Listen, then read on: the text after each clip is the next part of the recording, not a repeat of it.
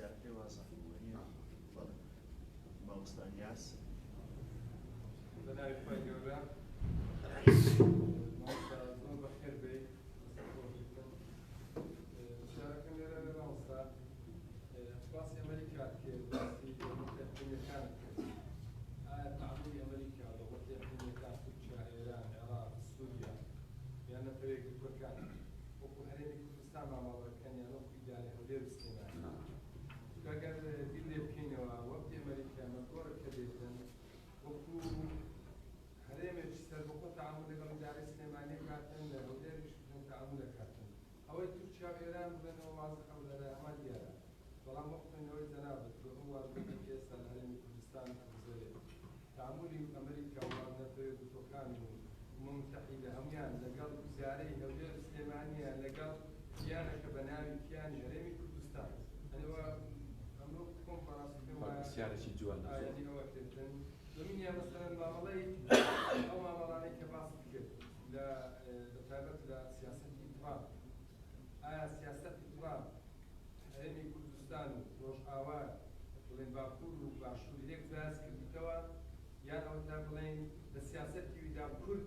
ینی وەکو کورد باس کرا کە ئێستاەوەی کە باسی کردەوە هەرێمی کوردستان لە سیاسەتی ترامپ خصوم ئەو بەکارهاتی ئایا ڕێک ئەوەشەکە کە لەو کۆتاییاندا پێم وایە لە دوانەکەیە وەزیر خارجی رووسیای ئەڵێتن ئەمریکا ئەوێتن دەوڵەتێکی کوردی دروست بکاتن لێرەدا ئایا ئەو سیاسەی ترامپ یان نەتەوەیەک گروپەکان دەک هەر ئەو سیاسەتەیە کە لەگەڵ کوردیان لێ ڕۆژئاوا جیاوازە لەگەڵ ئەوەی هەرێمی کوردستان کان خۆش سوالی کرد ڕست خۆش مامۆستا سەنگەر لێرە سەرەتا بەناوی خۆی گەورە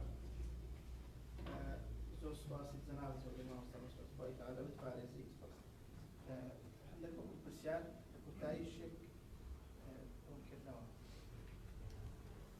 جەنابت چۆن لەو فەرمودەی پێغەمبەری ئەمینی صلی الله عليه وسلم کە فەرمووی سيأتي على الناس سنوات خداعات يصدق فيها الكاذب ويكذب فيها الصادق من هناك أمن وقت شخص كون أبينم كزنابت جنريش نشر ولي رسول كرامته إنه كان زور دقيق ديما تبان خلقك يا وكذا حاشا فرشيش كان بيباد صار صد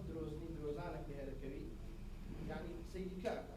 خلق تشي إلهك وكو استاك تشي عن كبير زنابت وكو شخص يقول تبسل وآي استاك حالا بس دوم مسألة نامي تلرسون يقول جملة زنابتنا وزان دقوا اشتشي فرمي بو يعني اشتشي نافرمي بو كالشي هبو كالشي نبو وقبالي لكي بالفور بو أكيد ببرستيش بي والزنابت خوين نوال تيالا سال دكتور بالهم نارين أساس صحية كي نسايد بيها بيقومان برام بتوانية كوزع كان باشتر أكا وران كاري دوست أكيانا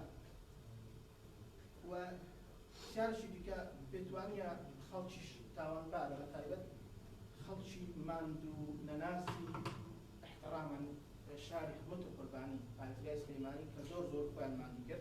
أصلا تاوان بعد ومناي كان تلخم لو إيكا براستي قارمان بون براستي لو إيا مشهد مسر شقام براستي همش تشانكر يعني الشأن كمنا برام لما سريع أو إذا بايك بوتكي ندبوايا أجر تحولين الوجه سجلت مسؤولة كي كيحبوا برام دبوايا أوان لبايك بوتكي كهر أو داري هات نص الشقام أجر وأنا بجداري عن كذا وحكان مشيوال آخر شيء خوي تعالى القرآن الكريم فمن يمشي مكبا على وجه آدم أما يمشي سبيلا على صراط مستقيم. العلمي منطق ضليل بشر دو بشر لأنه شيء برسلوا ناطقة بلوكواري حيوانات كيس حيوان استا رجل تماشي آيات أكم بناور ذكي أكم يعني تقريبا نبرو ودو هو السكوت كوين ودوش تي عقلي سليمنا كوين دقيق نا كوين استعمل بما نوايا فتايبت بريا بس كان ما وابين سكوت دوي أرز خوان كتينا لبر أوا مال مشتبه ويران أبي أجو بدين تماشى كي أجو بجين تماشى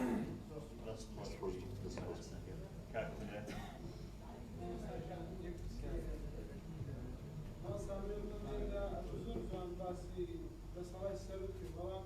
نمونه ساكن لنا أو مملكة السرية زينشنا. يقربن غير كم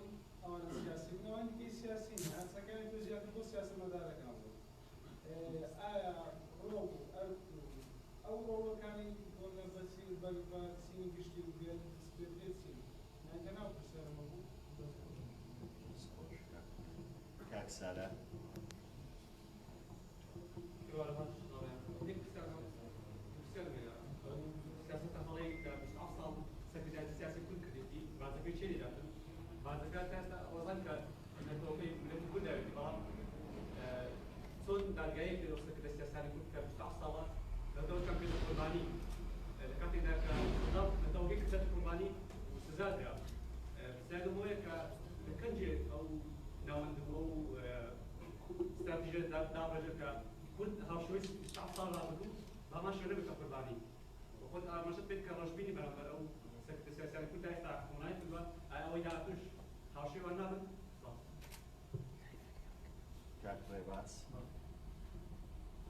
تمام استاذ بخير بي